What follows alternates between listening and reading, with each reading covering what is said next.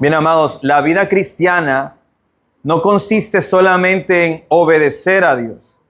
En la vida cristiana también importa cómo obedecemos a Dios. Porque Cristo nos ha dado vida eterna, nos ha dado un nuevo corazón y la ayuda de su Espíritu para que ahora, con un corazón redimido, con un corazón transformado, no solo obedezcamos a Dios, sino que amemos obedecer a Dios.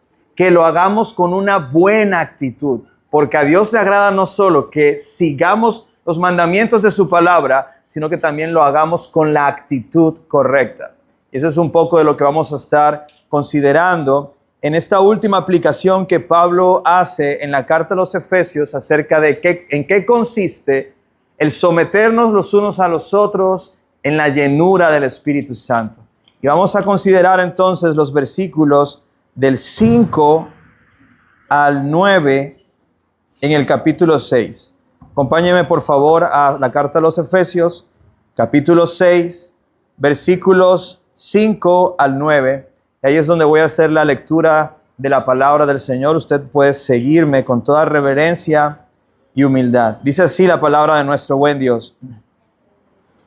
Siervos, obedezcan a sus amos en la tierra con temor y temblor, con la sinceridad de su corazón, como a Cristo, no para ser visto como los que quieren agradar a los hombres, sino como siervos de Cristo, haciendo de corazón la voluntad de Dios.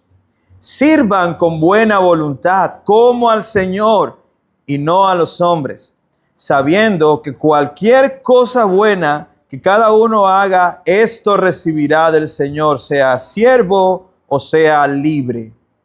Y ustedes, amos, hagan lo mismo con sus siervos y dejen las amenazas, sabiendo que el Señor de ellos y de ustedes está en los cielos y que para Él no hay acepción de personas. Amén. En esta carta, que hemos visto que es como una especie de manual ético de cómo debe vivir el pueblo de Dios conforme a la identidad que ha recibido en Cristo Jesús, uno de los principios que hemos estado viendo es que debemos vivir en este mundo como hijos amados de Dios, como hijos de luz, como hijos sabios. Y para poder hacerlo, necesitamos ser llenos del Espíritu Santo. Porque al ser llenos del Espíritu Santo, es transformada nuestra manera de pensar. Recordemos que ser llenos del Espíritu Santo es ser llenos de su palabra, llenos de su verdad, porque su palabra es la que transforma la manera en cómo nos comunicamos. De la abundancia del corazón, dice la Escritura, habla la boca. Por lo tanto, si yo lleno mi corazón de la palabra de Dios, de eso va a hablar mi boca. Pero no solo transforma la manera en que yo hablo, con gratitud, con alabanzas a Dios, sino que también transforma mis relaciones, la forma como me relaciono con las demás personas y especialmente en aquellas relaciones en las que Dios demanda sumisión a su pueblo. Por ejemplo, estuvimos viendo el principio de someterse los unos a otros en el temor del Señor, que está en el capítulo 5, versículo 21, que Pablo nos da 3 ejemplos de cómo luce esa sumisión. El primer ejemplo en el matrimonio, cómo las mujeres están sumisas a la cabeza que se les ha dado, que es su esposo, y que en esa sumisión se está reflejando el evangelio en la vida del matrimonio. También se nos habla de cómo luce la sumisión humilde en las relaciones entre padres e hijos. Dios estableció un orden, los padres para proteger a los hijos, y por tanto los hijos deben someterse con alegría porque es justo a sus padres a quienes Dios les dio como un regalo. Así debería lucir la obediencia de las esposas, de los hijos, a sus autoridades dentro del hogar en la iglesia cristiana. Sabemos que fuera de la iglesia, por causa del pecado, eso es imposible. Pero hay un caso más que Pablo quiso traer adicional a estos 2 que son en el hogar y tienen que ver también con relaciones que suceden algunas veces en tiempos de Pablo en el hogar, pero otras veces fuera del hogar, y tiene que ver la relación de amos y siervos. Quiere decir que dentro de la iglesia de Éfeso habían algunos que eran amos y tenían siervos a su servicio. Y habían otros cristianos dentro de la iglesia que eran siervos y se congregaban en la misma iglesia. Trate de pensar en eso. Usted viene a la misma iglesia de su jefe. Creo que aquí hay algunos que les ha pasado eso. Sí, ¿verdad? Bueno, sí, como sí, que tienen a su jefa aquí. Tú también. Ah, bueno. Dios me dio el privilegio también de poder tener a mi ex jefa aquí con nosotros. Y hermanos, es interesante porque en la iglesia coinciden relaciones que quizás de otra manera no podrían coincidir por las diferencias sociales que hay. Ahora trato de imaginar, dentro de la iglesia, en la congregación, habían personas que eran siervos y tenían a sus amos allí. Y entonces Pablo aprovecha este tema de la sumisión para hablarle a los siervos, pero también a los amos que estaban allí dentro de la iglesia. Y por eso es lo que vamos a estar considerando en la tarde de hoy. Y por eso he titulado el sermón sirviendo como al Señor y no a los hombres. Porque en esa relación, Pablo nos da un principio en el cual podemos aplicar todos los que estamos aquí. Seamos siervos o libres, todos, siervos, amos, padres, hijos, esposos, esposas, todos debemos servir como al Señor y no a los hombres. Sirviendo como al Señor y no a los hombres. Y siguiendo la estructura natural del texto, vamos a encontrar 3 secciones importantes. La primera, el mandato que se le da de obedecer a sus amos, a los siervos cristianos. Vamos a llamar a ese primer punto la obediencia de los siervos cristianos. La obediencia de los siervos cristianos. Ojo que este es un mandato que solo los siervos cristianos pueden obedecer como Dios dice que debe ser obedecido. Pero luego Pablo aprovecha para hacer una especie de paréntesis y regalarnos un principio de ética laboral. Ese segundo punto le vamos a llamar una ética del servicio cristiano. Y al final Pablo hace una observación o un mandamiento más bien a los amos cristianos. Y vamos a titular ese tercer punto, el liderazgo de los amos cristianos. Cristianos, porque solamente los cristianos llenos del Espíritu pueden hacer este tipo de liderazgo, el cual el Señor les llama. Entonces, en primer lugar, vamos a mirar la obediencia de los siervos cristianos. La palabra siervo que aparece en el texto original en esta sección es doulos. De ahí viene la palabra también, se traduce también más bien como esclavo. Pero quizás la palabra esclavo para nosotros en este tiempo en donde ya se supone que la esclavitud no funciona más, o por lo menos no debería ser aceptada la esclavitud en las naciones. En nuestros tiempos, la palabra esclavo ciertamente tiene una connotación negativa en nuestra sociedad. Ser esclavo nunca es visto como algo bueno o algo que las personas quieran, una posición en la que las personas quieran estar. Cuando tú miras en el Antiguo Testamento y se habla acerca de los esclavos, porque sí se habla de esclavos, vemos que allí se habla de la esclavitud incluso en medio del pueblo de Dios. Algunas familias en Israel tenían esclavos.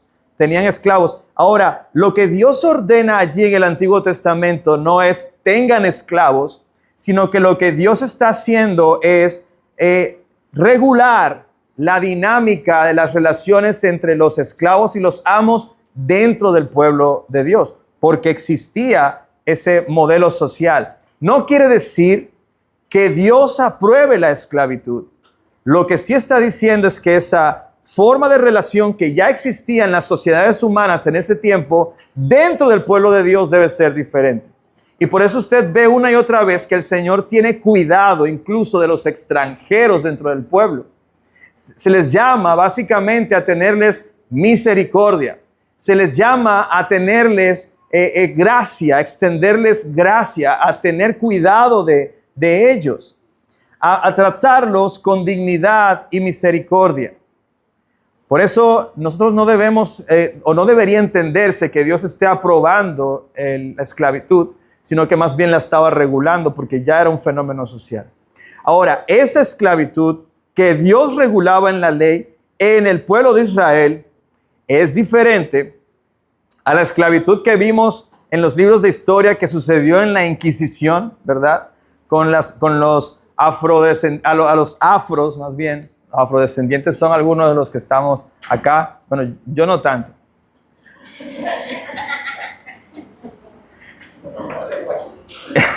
Sí, yo soy más nativo. Yo soy más aborigen. Pero es también diferente a la esclavitud que existía en tiempos de Pablo. La forma en que los grecorromanos, la cultura grecorromana, tenía y desarrollaba este fenómeno social de la esclavitud.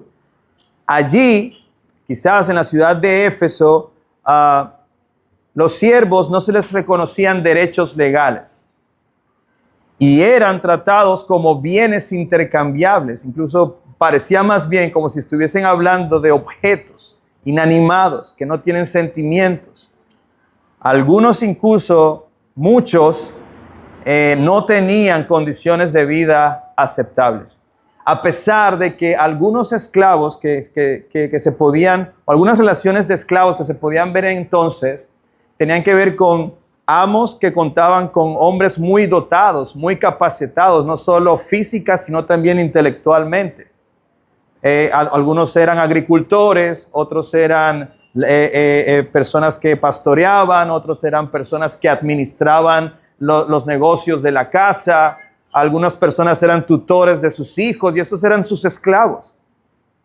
Pero no necesariamente eso quería decir que ellos estuvieran recibiendo un mejor trato, porque pareciera como si los esclavos en esa época fueran personas que no se les debía tener respeto o tratárseles con dignidad.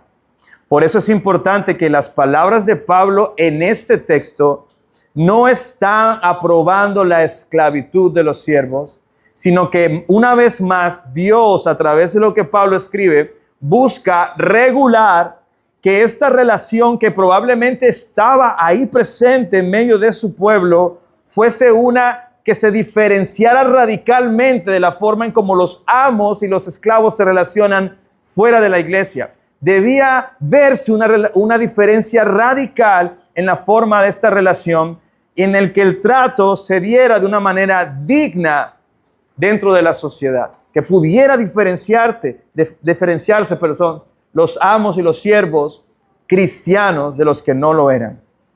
Por eso cuando Pablo ordena en el versículo 5, siervos, obedezcan a sus amos en la tierra, se está refiriendo a sus amos humanos que estaban allí con ellos.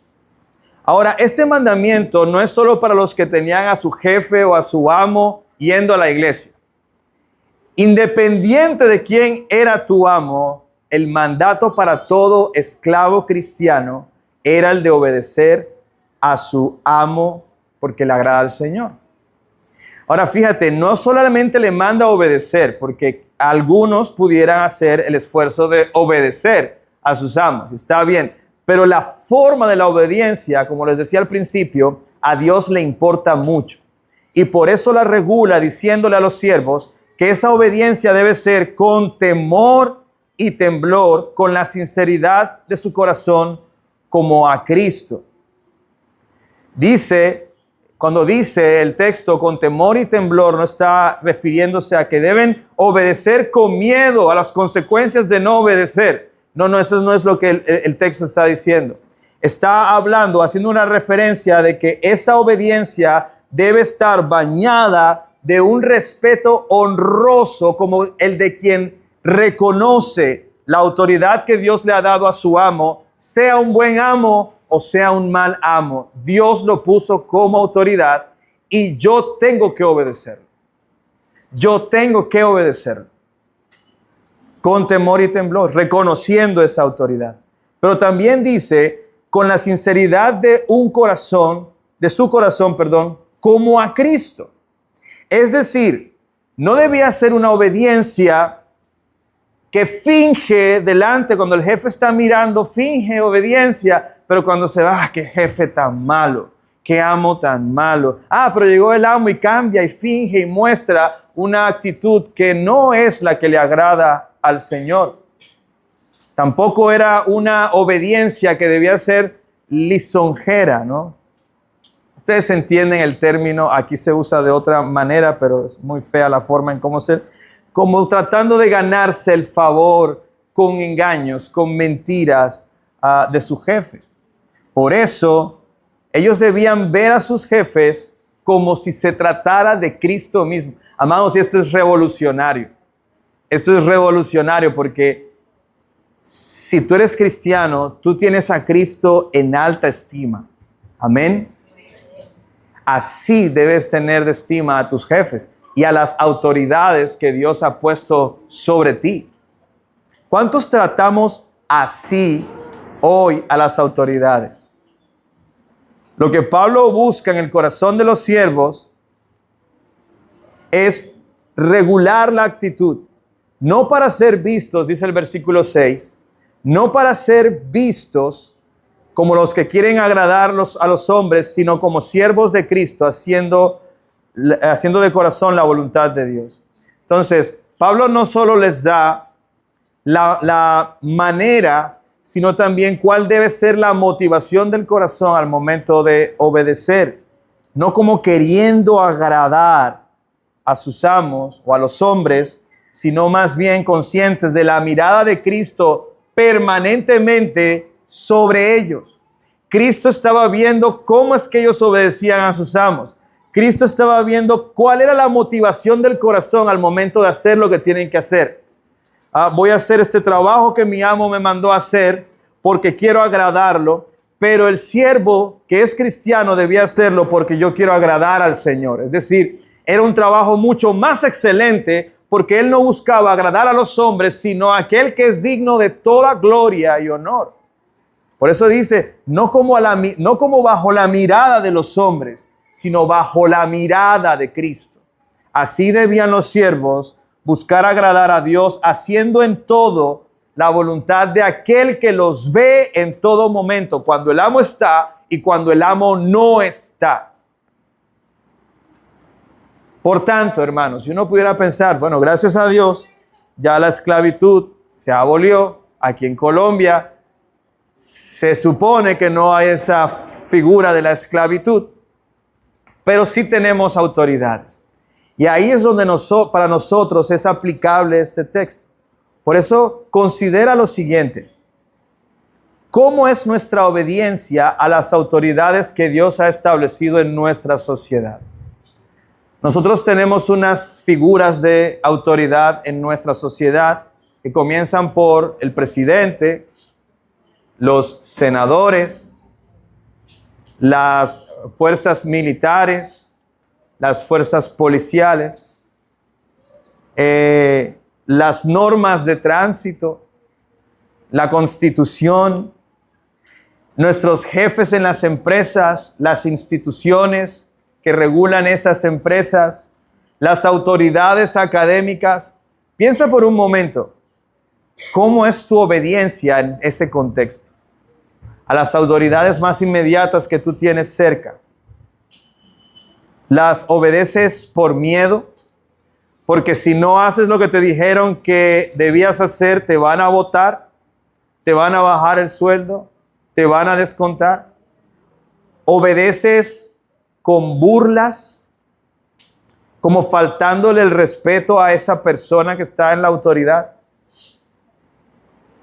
¿Obedeces buscando ganar el favor de esa persona, que te aumenten el salario, que esa persona diga, oh, qué bueno es este trabajador y no podemos prescindir de él porque él es muy... Esa es la motivación de tu corazón.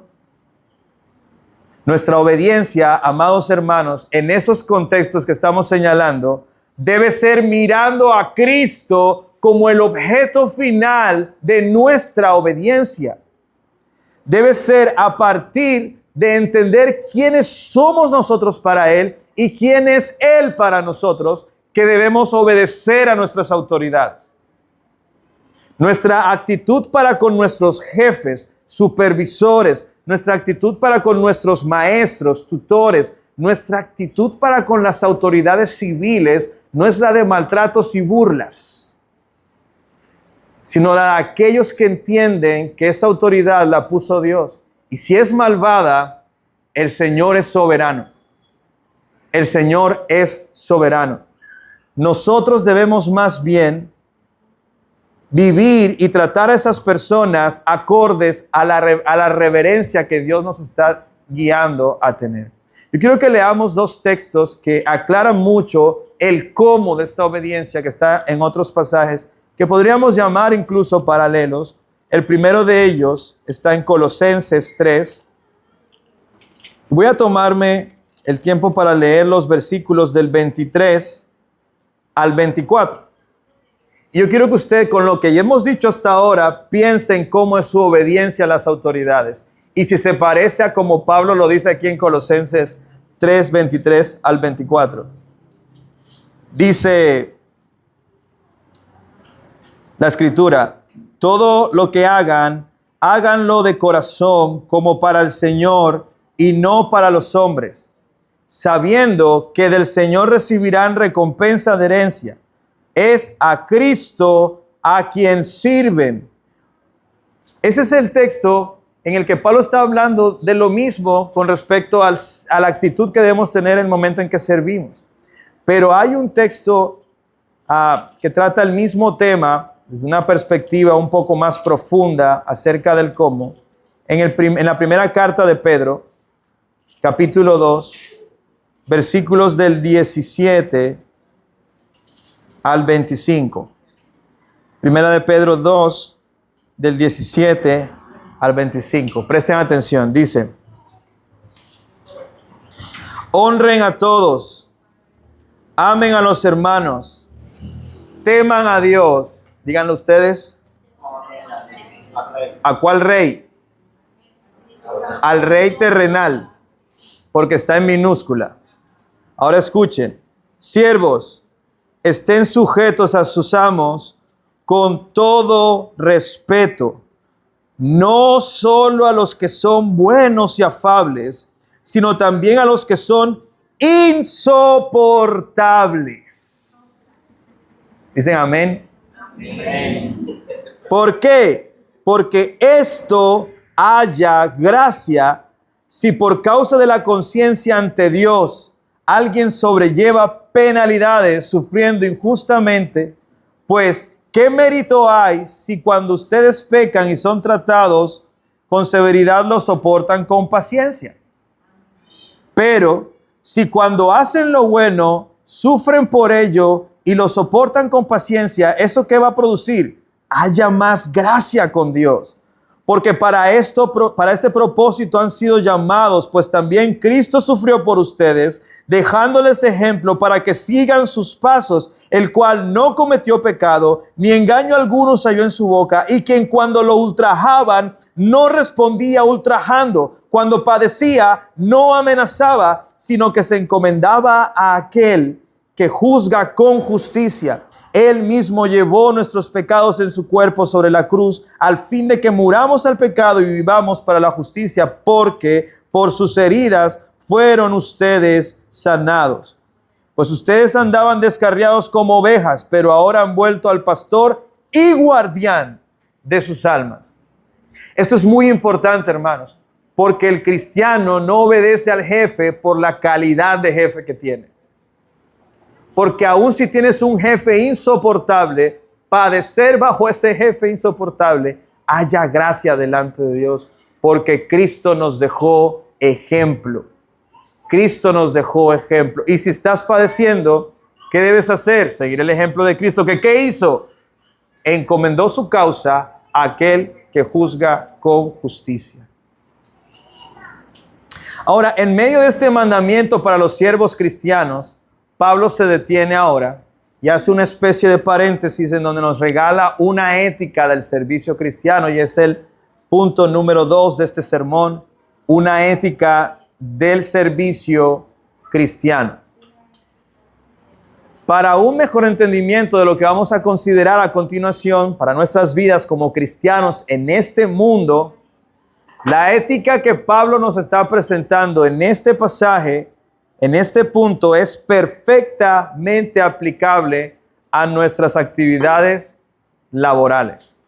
Es decir, si usted es un empleado, esta ética usted la puede poner en práctica en su trabajo. Esta es la forma en que ustedes como cristianos deben trabajar. Escuchen, esta es la forma en que nosotros, me incluyo allí, como cristianos debemos trabajar. Hoy en día las personas ven el trabajo como un fin en sí mismo y eso está mal. Incluso ven el trabajo como aquello que les da valor a sus vidas y en lo que buscan su identidad. De alguna manera se están engañando creyendo el día que yo tenga este puesto, el día que yo tenga este título, el día que yo tenga esta oficina, entonces me voy a sentir pleno, entonces me voy a sentir realizado. Y por eso las personas de este mundo viven corriendo detrás de puestos, títulos, nombres, que al final no es lo que define la identidad. Y si pones tu esperanza en esas cosas, te va a decepcionar, te va a defraudar. Porque el cristiano no debe ver el trabajo como un fin en sí mismo. Tu trabajo no es lo más importante. Tu trabajo es un instrumento para ayudarte a hacer lo que es más importante. Es un instrumento, no es un fin. El trabajo, Dios lo creó para dos cosas básicamente. Glorificar a Dios en llevar el sustento a nuestro hogar y glorificar a Dios en servir al prójimo. Ese es el propósito por el cual nosotros trabajamos, para glorificar a Dios llevando sustento a nuestros hogares y glorificar a Dios sirviendo al prójimo con los dones y talentos que Dios nos ha dado. Es decir, allí no está nuestra identidad. ¿Dónde está la identidad del cristiano? En Cristo. Por eso los cristianos no tenemos nuestro trabajo como nuestra identidad. Cuando nos presentamos, el título que debiéramos ser no es el de mucho gusto, yo soy ingeniero que trabaja en el departamento de no sé qué cosa, sino más bien, yo soy un hijo de Dios. No hay título como ese. No hay título como ese. Redimido por su gracia, creo que es uno que yo diría. ¿A qué te dedicas? A servir al Señor. Amados, por eso, teniendo en mente que conforme a los talentos que Dios le ha dado a cada uno de ustedes, deben usarlos para proveer a sus hogares y servir a su prójimo, servir a la comunidad. Ahora nosotros debemos mirar el mandamiento de Pablo de una mejor manera. Mira lo que dice el versículo 7, pensando en esto.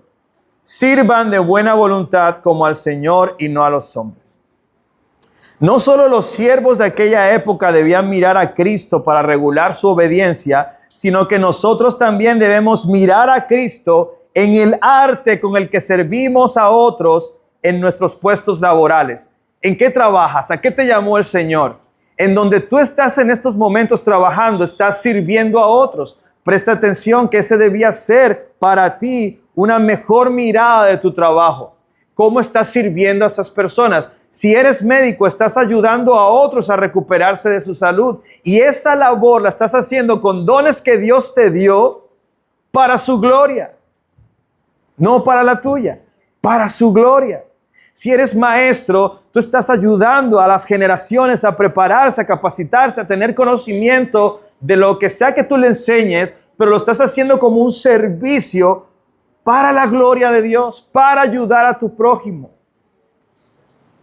De tal manera que cuando nosotros miramos lo que Pablo está diciendo aquí, debemos entender que al momento de servir a otras personas debemos mirar primero a Dios y luego a esa persona.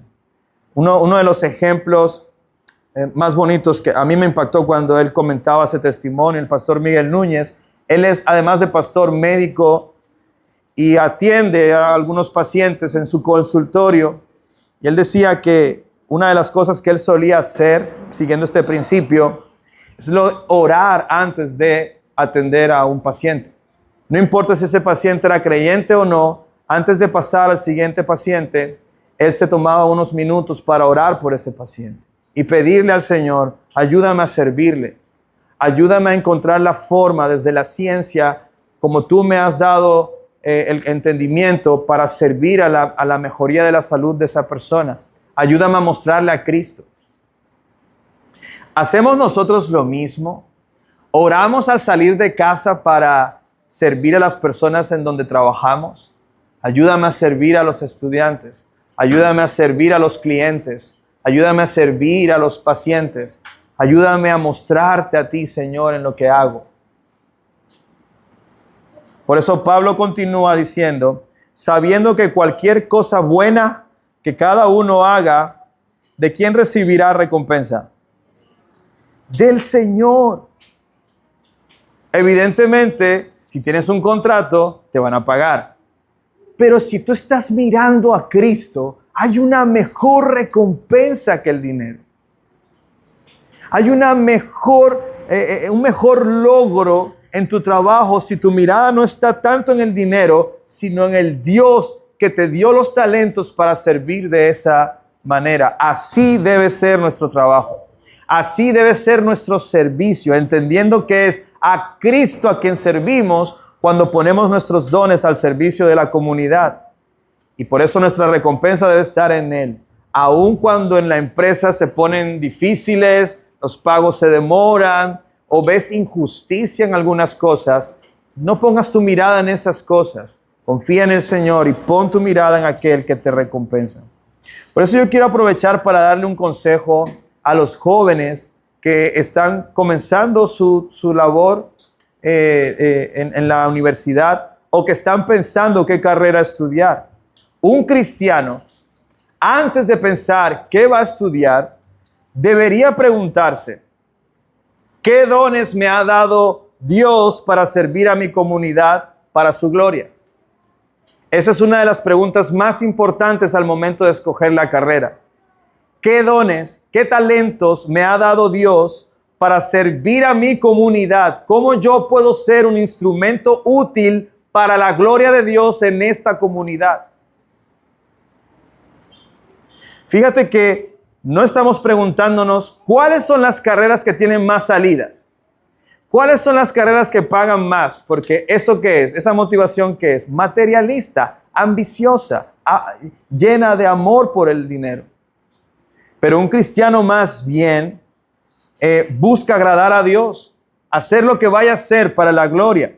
Ahora, no es malo buscar carreras que sean provechosas económicamente, pero es mejor buscar carreras que se ajusten a la voluntad de Dios, que se ajusten a lo que Él nos ha dado como talentos y que podamos ser instrumentos útiles en sus manos en lo que sea que el Señor nos llame a hacer en nuestros trabajos. Todo cristiano en su trabajo es un representante de Cristo. Todo cristiano en su trabajo es representante de Cristo.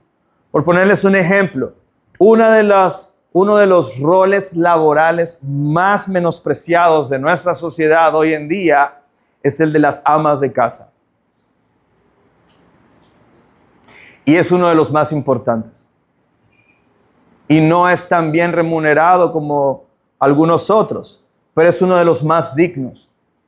Le escuchaba a un predicador en estos días decir algo que se puso a buscar, no recuerdo si fue un podcast, se puso a buscar a esta mujer, a una persona que pudiera cumplir el perfil para el cuidado de sus hijos, mientras ella salía a trabajar.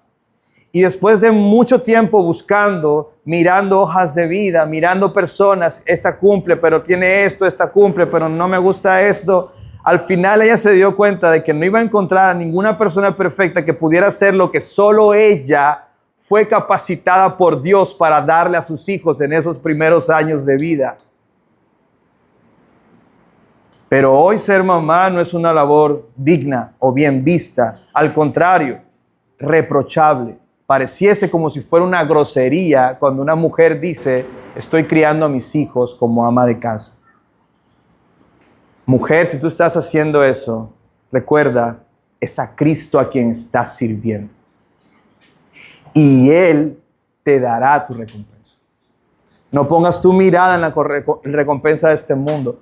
Pon tu mirada en la recompensa de tu Señor, porque tú estás criando esos hijos para Él, para su gloria. Dios te dio talentos inigualables a ti que eres la mamá de sus niños, para su gloria. A Cristo es a quien sirves incluso en el hogar. Por eso es importante que nosotros entendamos que el servicio íntegro y sabio en cualquiera de los lugares en donde el Señor nos haya llamado a servir es uno de los distintivos del cristiano. El cristiano está mirando es a Dios, no en el recurso monetario. El cristiano está buscando agradar a Dios, sirviendo al prójimo antes que en el beneficio personal. Y eso no nos va a llevar, hermanos, a ser pobretones mediocres. Al contrario, si tú tomas lo que Dios te dio y lo pones en función para la gloria de Él, créeme, recibirás tu recompensa. Recibirás tu recompensa. Porque la recompensa que el Señor da no es como las que los hombres dan. No lo es. Ahora, vamos a examinar algo un poco más profundo. Pueden decir nuestros empleadores, pueden decir nuestros jefes, pueden decir nuestros compañeros de trabajo que nuestro servicio es diferente, que nuestro desempeño laboral es moral, ético, o de manera ética es diferente a la de las demás personas que están contigo. Si tu jefe estuviese aquí, ¿diría eso de ti? Es que él es cristiano y por eso es que él es diferente. Recuerden, hermanos, que nosotros reflejamos a Cristo en nuestro servicio. Pasemos ahora a considerar finalmente el mandamiento que Pablo le da a los amos, porque los amos no se quedan detrás. Para ellos también hay mandamiento del Señor. Y vamos a mirar y podemos aplicar este mandamiento que vamos a considerar para aquellas personas que dirigen en sus organizaciones o empresas, que son empleadores o que gobiernan, que ocupan un rol de gobierno en nuestra sociedad, para aquellas personas que lideran en nuestra sociedad. Y vamos a mirar, en tercer lugar, tercer punto de este sermón, el liderazgo de los amos cristianos. Porque esto solo los cristianos llenos del Espíritu lo pueden hacer. Dice el versículo 9 en la primera parte, y ustedes amos, hagan lo mismo con sus siervos. Y ahí termina, ¿no? Hagan lo mismo con sus siervos. Y tú dices, ¿qué es lo mismo? Bueno, tratarlos con honra y dignidad, con respeto, como hermanos en Cristo. Inclusive, como tratarían al Señor, así deben tratar a sus siervos. Mientras escribía estas cosas, hermano, usted sabe que Jesús creció en un hogar donde su padre era carpintero. Muy probablemente el Señor, su padre le enseñó al Señor el arte de la carpintería. Y esto que voy a decir es apócrifo, no tengo un versículo de sustento, pero trate de pensar, imaginémonos por un momento que Jesús se estuviese dedicando antes del ministerio a hacer artesanías en madera, o muebles en madera, o trabajos en madera. Probablemente conocía el arte, quizás trabajaba en eso. Imagínate ser una persona que va donde Jesús, sabiendo tú quién es Jesús, lo que Él iba a hacer, su ministerio, su muerte, su resurrección y el nombre que se le iba a dar. Imagínate tú en ese pasado, empleando a Cristo. ¿Cómo lo tratarías? Vengo a pedirte, Jesús, hijo de José, que me arregles unas mecedoras que tengo en mi casa. ¿Cómo lo tratarías? ¿Le dirías, oye tú, o lo tratarías con dignidad y respeto? ¿Cómo le pagarías? ¿Le pedirías rebaja? Ah, pero eso está muy caro, Jesús. Tú eres como tacarero, sí, ese trabajo que le dirías así a Jesús. Estoy seguro que no. Estoy seguro que no. Ahora, ¿serías injusto con Él? ¿Le tratarías de alguna forma irrespetuosa? Amados, hay una intención en el corazón cuando contratamos un servicio de tratar a las personas que nos están sirviendo como si fueran menores que nosotros. Y la excusa en el corazón es, yo te estoy pagando por ese trabajo. Creo que porque te estoy pagando, tengo autoridad para maltratarte, para hablarte de una manera diferente, para no respetarte como debía hacerlo.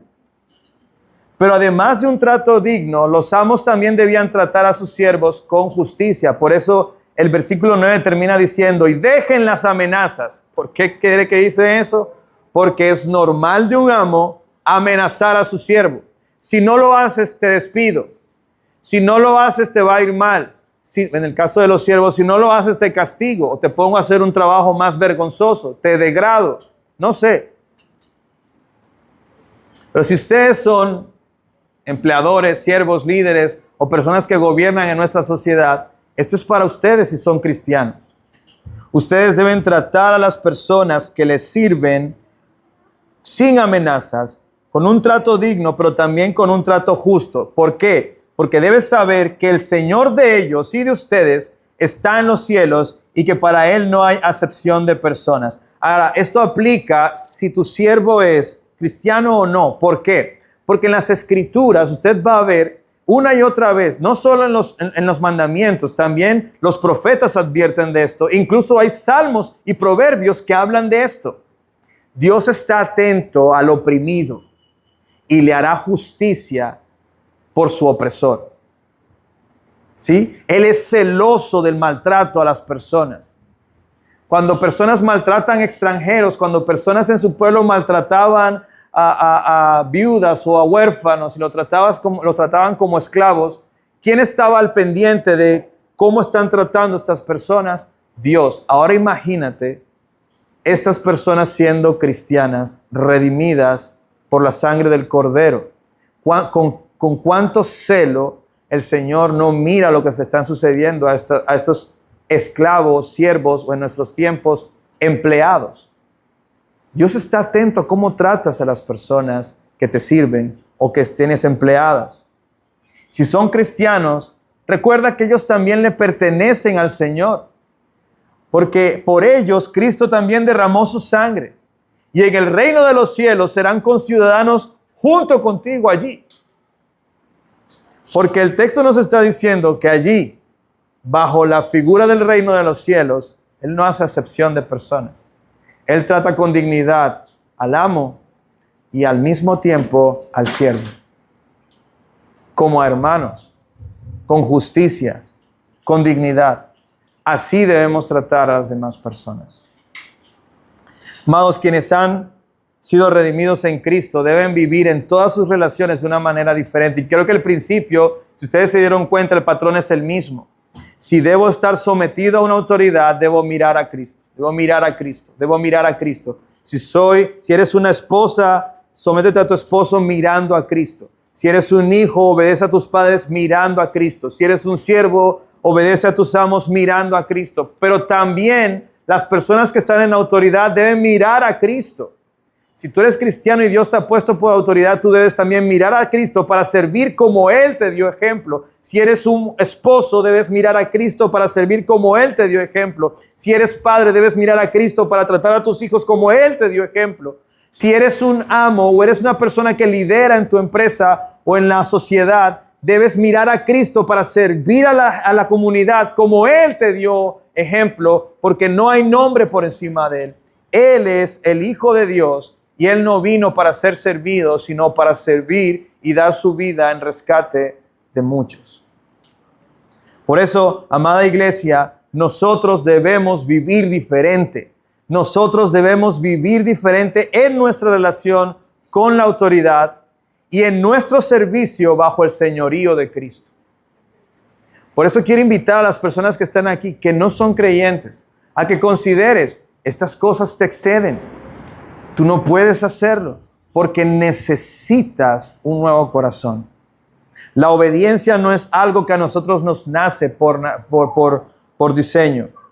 Porque al caer el ser humano, el hombre quedó muerto en sus delitos y pecados y esclavo, hijo de desobediencia. Pero Dios, como dice el texto en Hebreos 2, pero Dios, con ese amor con que nos amó, nos ha dado vida en Cristo.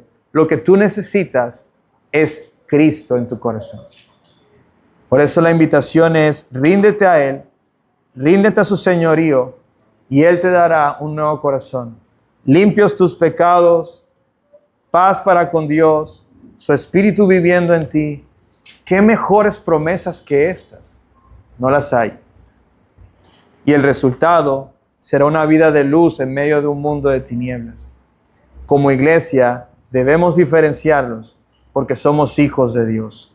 Amén. Oremos.